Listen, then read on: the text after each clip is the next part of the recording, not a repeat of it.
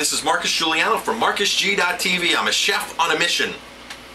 My mission is to uncover the frauds out there, right, Jamie?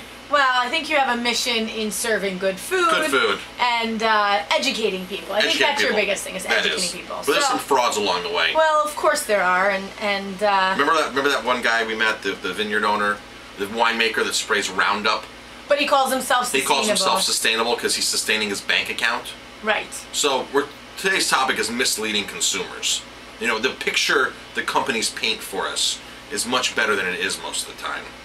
A good deal well, of the time. I think the biggest thing is you get what you pay for. Absolutely. So, and most consumers are looking for the cheapest product, and they're not really doing any investigation in terms of what's in that product. Whether the cheapest conventional or cheapest organic product, you know. Because sometimes there is fraud on the organic line as well. There absolutely is. So, so we just found this artitle yesterday. This is old news, by the way, and I've talked about this before in some blogs, but now it's really coming to, okay, there's a court date for this now. So retailers to face organic milk consumers in court. Yes. So the consumers are, excuse my language, pissed off at the retailers for painting a picture. For painting a picture that they're serving, or that they're selling organic milk when it's or not. a certain level of organic. Right. When it's or not organic, necessary. period. Yes. So it's I a think class action. Marketing makes a big difference in everything that you sell. It's a class action lawsuit against Aurora Dairy. Aurora Packing, Aurora Dairy, whatever they're officially called. They private label milk for a lot of grocery stores. Well, a lot of big names. Like Target. Wild Oats. Right. Walmart. Now, Safeway. Aurora's been in question for several years here. And when was it? Back in 2007, the USDA threatened to revoke Aurora's organic certification for willful violations. But the parties entered into a consent agreement later that same year. USDA had charged that Aurora was willfully knowingly selling non-organic milk as organic. The dairy agreed to retire some of the non-organic cows to adhere to its organic management plan. But organic milk consumers said Aurora and all the nationally known retailers involved knowingly made false statements on the label. And who are these people that are making false statements, Jamie? So, so this is what some of the retailers the picture they painted. The picture that they painted, which I find very interesting, and I laughed hysterically when I read it. The milk was produced without the use of antibiotics and pesticides, which is probably semi-true. And then you read further. The cows enjoy a healthy mix of fresh air, so that makes them organic. Plenty of exercise. What? Safeway. This is what Safeway said. This is what Safeway said. On their milk that was packaged from Aurora. Enjoy a healthy mix of fresh air, plenty of exercise, clean drinking water, which I hope all cows are drinking clean drinking water, and a wholesome 100% organic diet. Then it goes into... Based upon their buying Aurora's stuff, and Aurora's not being organic because they've willfully, knowingly, that statement's false on Safeway. Right. Shame on you, Safeway. Target said its milk came from healthy cows that graze in organic pastures and eat wholesome organic feed. That graze in organic pastures. Now, Aurora Dairy is a massive company. They've willingly admitted that they're massive company. This is feedlot milk. Like feedlot beef, there's no grass pastures. You can go on the internet and do a search for Aurora Dairy and see an overview of what it's like. It's feedlot for milk. For milking cows. For milking cows. It's a feedlot. Yeah. In fact, did you know that Aurora and Horizon, because Horizon is another big one, they control 65% of the organic market in dairy? 65%. These two guys, two farms control this alone. These places are large farms. Oh, it's a huge mass-produced And Horizon faces the same charges. I've read this many times, that their stuff is really not organic either. The people they're buying their cows from are not, it's a big controversy. And they willingly know this.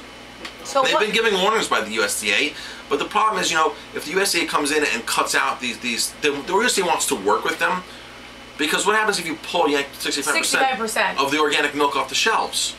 The price is gonna. It's not. It's gonna be an influx. It's already an influx to begin with. It's an influx even more, and it's just it wouldn't be good. No. So it would skyrocket the price of all other organic milks because the demand would be so even though high.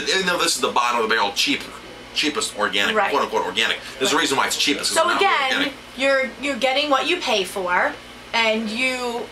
Right.